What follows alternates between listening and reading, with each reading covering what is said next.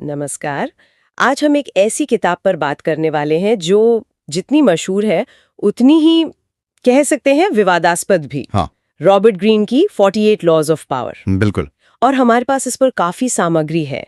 आज कुछ video transcripts हैं, लेख हैं, सारांश हैं और किताब के कुछ हिस्से भी। हाँ, और ये सब मिलकर ना इस किताब के अलग अलग रंग दिखाते हैं। सही कहा। तो आज इरादा यही है कि इन नियमों के पीछे की जो सोच है उसको थोड़ा खोलें, समझें कि इतिहास और मनोविज्ञान का इसमें क्या हाथ है। और भाई इतना विवाद क्यों है इस पर भी बात करेंगे और देखेंगे कि आज की दुनिया में ये कितने प्रासंगिक हैं। बिल्कुल।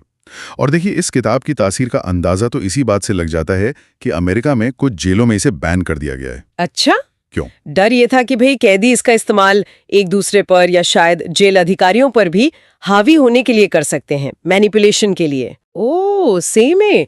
मतलब इतना असर, शक्ति का खेल वाकई निर्मम हो सकता है। इतिहास भरा पड़ा है। हाँ। जैसे वो सीजर बोर्जिया वाली कहानी है ना। हाँ। शांति वार्ता के लिए बुलाया। हाँ। और फिर अपने दुश्मनों को खत्म कर दिया। बिल्कुल, धोखा। तो चलिए शक्ति की इस जटिल और कभी-कभी सच कहूं तो असहज करने वाली दुनिया में उतरते हैं। देखते हैं ये 48 नियम हमें क्या सिखाते हैं। देखिए, सबसे पहले तो ये समझना होगा कि किताब का जो मूल विचार है वही काफी कह सकते हैं उत्तेजक है। ग्रीन कहते हैं कि शक्ति यानी पावर वो अपने आप में अच्छी या बुरी नहीं होती, नैतिक अनैतिक नहीं। अच्छा। हाँ, वो बस समाज का एक सच है, एक खेल है जिसके अपने नियम हैं। अब वो नियम हमें पसंद आए या ना आए। और ये नियम उन्होंने कहीं से भी उठा नहीं लिए हैं। वो दावा करते हैं कि ये कोई 3000 साल के इतिहास का निचोड़ है। हाँ, बिल्कुल। राजा महाराजा, योद्धा, दरबारी, रणनीतिकार। और यहीं से मामला दिलचस्प हो जाता है क्योंकि ये नियम अक्सर हमारी जो पारंपरिक नैतिकता है, ईमानदारी, सच बोलना, पारदर्शिता, उनसे सीधे टकराते हैं। सही। इसीलिए कुछ लोग इसे कड़वा सच मानते हैं, दुनिया का आईना, और कुछ को ये बेहद खतरनाक लगती है। चलिए कुछ खास नियमों पर बात करते हैं। जैसे पहला ही नियम है, कभी अपने मालिक से ज्यादा महान ना दिखें। ये सुनने में थोड़ा अजीब नहीं लगता? अपनी काबिलियत क्यों छुपाएं? देखिए, ये काबिलियत छुपाने की बात उतनी नहीं है जितनी मानवीय स्वभाव को समझने की है, खासकर असुरक्षा और ईर्ष्या। अच्छा। अगर आपके काम से, आपकी काबिलियत से आपका बॉस या सीनियर वो असुरक्षित महसूस करने लगे तो आपकी काबिलियत ही आपके लिए खतरा बन सकती है। उन्हें लगना चाहिए कि आप मददगार हैं, खतरा नहीं। आपकी चमक उनकी आंखों में चुभनी नहीं चाहिए। अच्छा, समझी। जैसे वो फ्रांस के वित्त मंत्री निकोलस फॉकेट का किस्सा है। हाँ, बिल्कुल। उन्होंने राजा लुई 14 के लिए इतनी शानदार पार्टी रखी कि राजा को लगा कि भाई ये तो मुझसे भी ज्यादा शान दिखा रहा है। और नतीजा फॉकेट जेल में। सीधी सी बात, उसने अनजाने में राजा की इनसिक्योरिटी को जगा दिया। और ये सिर्फ पश्चिम में नहीं है, हमारे यहाँ भी महाभारत में द्रोणाचार्य और एकलव्य की कहानी बिल्कुल सही उदाहरण है। द्रोण ने देखा कि एकलव्य तो सिर्फ मूर्ति से सीखकर अर्जुन से बेहतर धनुर्धर बन गया है। हाँ, तो वो असुरक्षित हो गए और गुरु दक्षिणा में क्या मांगा? अंगूठा। तो ये नियम इसी गहरी इंसानी फितरत की तरफ इशारा करते हैं। हाँ। ये तो हुई ऊपर वालों से व्यवहार की बात। अब धोखे और गोपनीयता पर आते हैं। नियम 3, अपने इरादे छुपाओ। इसका क्या फायदा? सोचिए जरा, अगर आपके दुश्मन को पता हो कि आप क्या करने वाले हैं तो वो तैयारी नहीं कर लेगा? हाँ, कर लेगा। इरादे छुपाकर आप उसे अंधेरे में रखते हैं, कंफ्यूज रखते हैं। जब तक वो समझ पाता है आप अपना काम कर चुके होते हैं। ये एक तरह की मनोवैज्ञानिक बढ़त है। जैसे कोई जादूगर करता है, ध्यान भटकाना। हाँ, हैरी हुडीनी, लोगों का ध्यान कहीं और असली करतब कहीं और चल रहा है। या फिर छत्रपति शिवाजी महाराज और अफजल खां की मुलाकात। 3 उदाहरण है। उन्होंने कितनी विनम्रता दिखाई, समर्पण का नाटक किया। अफजल खां बिल्कुल बेफिक्र हो गया। और फिर शिवाजी को मौका मिला हमला करने का। इरादे छुपाना है यहाँ जान बचाने और दुश्मन को मात देने की एक रणनीति थी। इसी से जुड़ा एक और नियम है जो थोड़ा परेशान करता है। नियम 12, शिकार को निरस्त्र करने के लिए थोड़ी ईमानदारी और उदारता का इस्तेमाल करें। मतलब ईमानदारी को हथियार की तरह इस्तेमाल करना। ग्रीन के नजरिए से देखें तो हाँ, एक कोई बड़ी सच्ची लगने वाली मेहरबानी या ईमानदारी का काम वो आपके कई छोटे मोटे धोखों पर पर्दा डाल सकता है। अच्छा।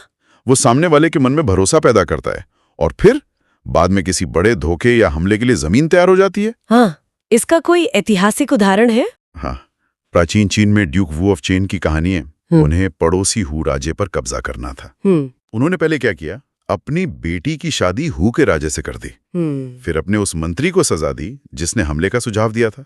बड़ा दिखावा किया। अच्छा। इससे हू के राजा को पूरा भरोसा हो गया कि ड्यूक वू तो बड़ा नेक है। उसने अपनी सुरक्षा कम कर दी और नतीजा, हमला कर दिया होगा। कुछ ही समय बाद ड्यूक वू ने हमला कर दिया। ये दिखाता है कि ईमानदारी का दिखावा कितना घातक हो सकता है। और फिर नियम 14, दोस्त की तरह दिखो, जासूस की तरह काम करो। ये भी जानकारी और इरादे छुपाने से ही जुड़ा लगता है। बिल्कुल, जानकारी तो शक्ति है। आजकल की भाषा में कहें तो डेटा इज पावर। हाँ। तो सामाजिक मेलजोल में बातों बातों में बिना सीधे सवाल पूछे लोगों की कमजोरियां जानना, उनकी इच्छाएं, उनके इरादे भांपना, यही तो है जासूसी का असली मतलब। दोस्त बनकर आप उनके डिफेंस वो गिरा देते हैं। अब आते हैं कम्युनिकेशन और इमेज पर। नियम 4, हमेशा जरूरत से कम बोलिए। कम बोलने में क्या ताकत है? देखिए, जब आप कम बोलते हैं तो लोग आपके शब्दों को ज्यादा ध्यान से सुनते हैं, ज्यादा वजन देते हैं। अच्छा। आप रहस्यमयी लगते हैं। लोग सोचते रहते हैं, अंदाजा लगाते रहते हैं कि आप क्या सोच रहे होंगे, और अक्सर वो आपको ज्यादा शक्तिशाली समझ लेते हैं। हाँ, ये तो है। और सबसे बड़ी बात, कम बोलेंगे तो गलती करने का या अनजाने में कोई राज खोल देने का खतरा वो भी कम हो जाता है। वो रूस के जार निकोलस प्रथम वाला किस्सा याद है? हाँ, बताइए। एक विद्रोही नेता को फांसी दे रहे थे। रस्सी टूट गई। नियम के हिसाब से उसे बच जाना चाहिए था। हाँ, बिल्कुल। पर वो बोल पड़ा, देखा, ये लोग ठीक से रस्सी भी नहीं बना सकते। जार तक बात पहुंची और उसने दोबारा फांसी का हुक्म दे दिया। बस चुप रहता तो शायद बच जाता। ज्यादा बोलना जानलेवा साबित हुआ। बिल्कुल। इसी तरह नियम 5 है, प्रतिष्ठा पर बहुत कुछ निर्भर करता है। हर कीमत पर इसकी रक्षा करें। रेपुटेशन इज एवरीथिंग कह सकते हैं। हाँ। आपकी प्रतिष्ठा आपकी शक्ति की परछाई है। बनाने में सालों लगते हैं, लेकिन बिगड़ने में एक पल। जैसे वर्ल्ड वॉर 2 में German commander Rommel, desert fox. हाँ, अर्विन रोमेल। कहते हैं उत्तरी अमेरिका में उनकी रेपुटेशन ही आधी लड़ाई जीत लेती थी। उनके नाम का खौफ था। बिल्कुल। प्रतिष्ठा आपको बिना लड़े भी जीत दिला सकती है। और इसी से जुड़ा है नियम 6, हर कीमत पर सबका ध्यान आकर्षित करें। ध्यान खींचना क्यों? गुमनामी में रहकर काम करना बेहतर नहीं? ग्रीन के हिसाब से नहीं। जो दिखता नहीं वो बिकता नहीं, या कहें उसका वजूद ही नहीं माना जाता। भीड़ से अलग दिखना जरूरी है, चाहे इसके लिए आपको थोड़ा कॉन्ट्रोवर्शियली क्यों ना होना पड़े। ध्यान खींचने से आप लोगों के दिमाग में जगह बनाते हैं। जैसे आजकल कुछ बिजनेस लीडर्स करते हैं, अपनी कंपनी के साथ अपनी पर्सनल ब्रांडिंग पर भी बहुत जोर देते हैं। हाँ, बिल्कुल। लगातार सुर्खियों में रहना, ये उसी सिद्धांत का मॉडर्न रूप है। अब दुश्मनों से निपटने पर आते हैं। नियम 2, ये थोड़ा चौंकाता है। दोस्तों पर ज्यादा भरोसा न करें, दुश्मनों का इस्तेमाल करना सीखें। दोस्तों पर क्यों नहीं? किताब का तर्क ये है कि दोस्त वो आसानी से ईर्ष्या का शिकार हो जाते हैं, जलने लगते हैं। अच्छा। उनकी वफादारी पर हमेशा भरोसा नहीं किया जा सकता। दूसरी तरफ एक पुराना दुश्मन जिसे आपने अपनी तरफ कर लिया है, वो ज्यादा वफादार साबित हो सकता है। क्यों? क्योंकि उसे अपनी वफादारी, अपनी काबिलियत साबित करनी होती है। ये थोड़ा असहज करने वाला विचार है तो, पर इतिहास में इसके उदाहरण हैं। और नियम 15 तो और भी भयानक लगता है। अपने दुश्मन को पूरी तरह कुचल दें। ये तो हिंसा को बढ़ावा देने जैसा है। हाँ, ये नियम शायद सबसे ज्यादा आलोचना झेलता है। तर्क ये दिया जाता है कि अगर दुश्मन को जिंदा छोड़ा, चाहे वो कितना भी कमजोर क्यों ना हो, वो बदला लेने के लिए वापस आ सकता है। एक चिंगारी भी बड़ी आग लगा सकती है। इसलिए खतरे को जड़ से मिटा देना ही सबसे सुरक्षित रणनीति है। क्या कॉर्पोरेट वर्ल्ड में भी ऐसा होता है? कुछ लोग धीरूभाई अंबानी का उदाहरण देते हैं। कैसे उन्होंने अपने प्रतिद्वंदियों को बाजार से बाहर करने के लिए हर तरीका अपनाया, कीमतें गिरा दी ताकि वो पूरी तरह खत्म हो जाएं। ये नियम क्रूर लगते हैं जरूर, पर ये शक्ति संघर्ष की एक सच्चाई बयान करते हैं। अब कुछ इनडायरेक्ट तरीकों पर आते हैं, जैसे नियम 8 या 9 है, दूसरों को अपने पास आने पर मजबूर करें, जरूरत पड़े तो चारा डालें।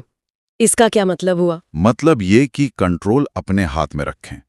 किसी के पीछे भागने के बजाय ऐसी स्थिति बनाइए कि वो खुद आपके पास आए। अच्छा। चारा डालना मतलब कोई लालच देना, फिर आप अपनी शर्तों पर मिलते हैं, अपनी शर्तों पर बात करते हैं। वो डैनियल डूशर की वॉल स्ट्रीट वाली कहानी याद है? हाँ, वो रुमाल गिराने वाली, वही जानबूझकर गोपनीय जानकारी वाले रुमाल गिराते थे, लोग लपक लेते थे, शेयर खरीदते थे और डूशे के जाल में फंस जाते थे। उसने लोगों को अपने पास खींचा, चारा डालकर। गजब। और नियम 16, सम्मान और आदर बढ़ाने के लिए अपनी अनुपस्थिति का उपयोग करें। दूर रहने से सम्मान कैसे बढ़ता है? ये सप्लाई और डिमांड का खेल है। जो चीज कम मिलती है उसकी कीमत, उसका महत्व ज्यादा होता है। हाँ, ये तो है। हर समय उपलब्ध रहने से आपकी वैल्यू कम हो जाती है।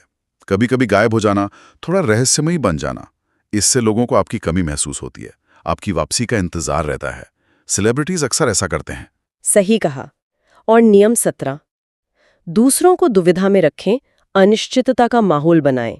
मतलब अनप्रिडिक्टेबल बनो। बिल्कुल।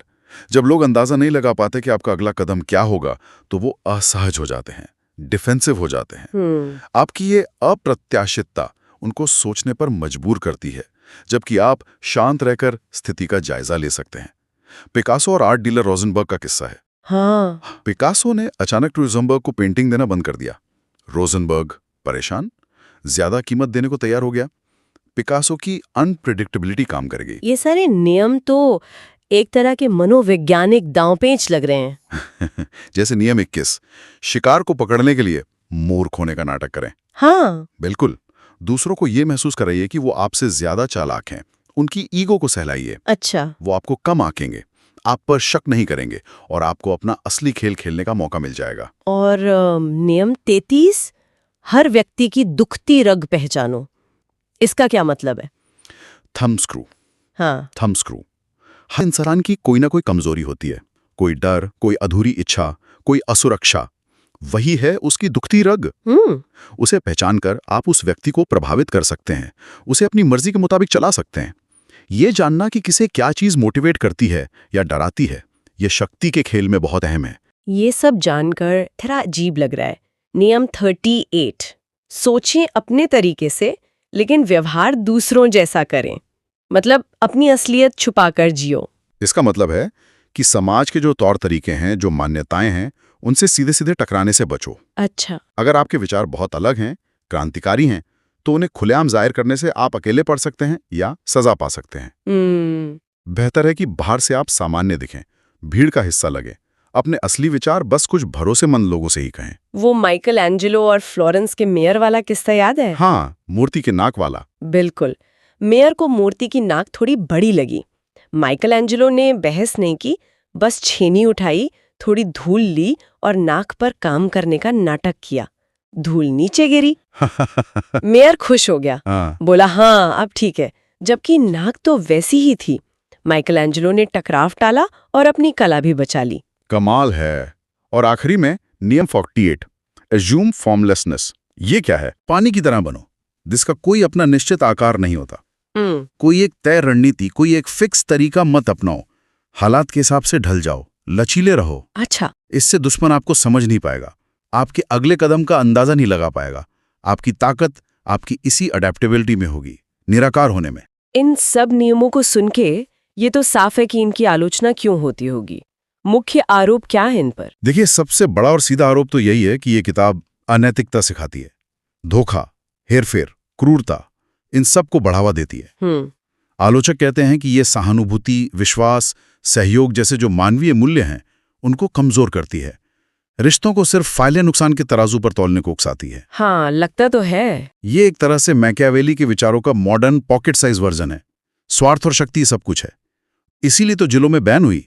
डर था कि कैदी इसका इस्तेमाल शोषण और हिंसा के लिए करेंगे। लेकिन इतनी आलोचना के बाद भी ये किताब दुनिया भर में बेस्टसेलर है। लाखों लोग पढ़ते हैं इसे। ऐसा क्यों है? क्या कारण है? हाँ, ये भी एक सवाल है। देखिए, जो इसके समर्थक हैं वो मानते हैं कि ये किताब कड़वी ही सही पर सच्चाई बयान करती है। अच्छा, कैसी सच्चाई? वो कहते हैं कि दुनिया वैसी नहीं है जैसी हमें किताबों में पढ़ाई जाती है या जैसी होनी चाहिए। दुनिया वैसी है जैसी वो असल में है, और असल दुनिया में शक्ति का खेल चलता है हर जगह, चाहे हम चाहें या ना चाहें। तो ये नियम हमें सिखाते हैं कि ये खेल खेला कैसे जाता है। इसे एक तरह से डिफेंसिव नॉलेज की तरह भी देख सकते हैं। डिफेंसिव नॉलेज मतलब अगर आपको पता ही नहीं होगा कि दूसरे लोग क्या चाले चल सकते हैं, तो आप आसानी से शिकार बन जाएंगे। हाँ, ये बात तो है। इन नियमों को जानना आपको दूसरों की चालों से बचाता है, भले ही आप खुद इनका इस्तेमाल ना करना चाहें। ये आपको जागरूक बनाता है। क्या इन नियमों का कोई सकारात्मक पहलू भी हो सकता है? क्या किसी ने अच्छे काम के लिए भी इस्तेमाल किया है? हाँ, कुछ विश्लेषक मार्टिन लूथर किंग जूनियर का उदाहरण देते हैं। अच्छा। उन्होंने नियम 27 लोगों में विश्वास पैदा करने की जरूरत का फायदा उठाकर अनुयायी बनाए। अच्छा। हाँ, उसका इस्तेमाल किया, लेकिन किस लिए? नागरिक अधिकार आंदोलन जैसे नेक काम के लिए। उन्होंने लोगों को एक साझा सपना दिया, एक उम्मीद दी, जिसे लाखों लोग उनके साथ जुड़े। तो नियम वही है, लेकिन उसका इस्तेमाल अच्छे या बुरे दोनों मकसदों के लिए हो सकता है। जाहिर है। ये पूरी तरह इस्तेमाल करने वाले की नीयत पर निर्भर करता है। तो इस किताब को पढ़ना कैसे चाहिए? क्या इसे एक गाइड बुक मान ले? नहीं, बिल्कुल नहीं। इसे किसी सेल्फ हेल्प गाइड की तरह आंख बंद करके फॉलो करने वाली किताब समझना खतरनाक हो सकता है। तो फिर इसे धीरे धीरे पढ़ना चाहिए, सोच समझकर, विश्लेषणात्मक रूप से। हर नियम को इतिहास और आज की दुनिया के संदर्भ में देखें, राजनीति में, व्यापार में, यहाँ तक कि अपने आसपास के रिश्तों में भी। सबसे जरूरी है कि आप एक आलोचनात्मक नजरिया बनाए रखें। ये नियम दुनिया को समझने का एक लेंस हो सकते हैं, लेकिन ये एकमात्र लेंस नहीं है। संदर्भ, नैतिकता, इनका ध्यान रखना बहुत जरूरी है। बिल्कुल।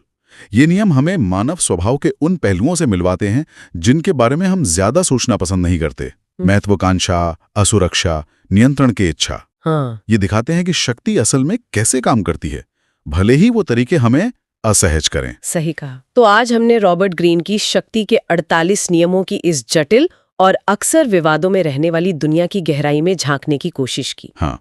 हमने देखा कि ये नियम कैसे इतिहास, मनोविज्ञान और इंसानी कमजोरियों से निकले हैं। हमने उनकी आलोचना और उनके बचाव में दिए जाने वाले तर्कों को भी समझा। और शायद सबसे बड़ी सीख यही निकलती है कि शक्ति और उसके नियम यह बहुत पेचीदा मामला है। इन नियमों का ज्ञान एक दो-धारी तलवार की तरह है।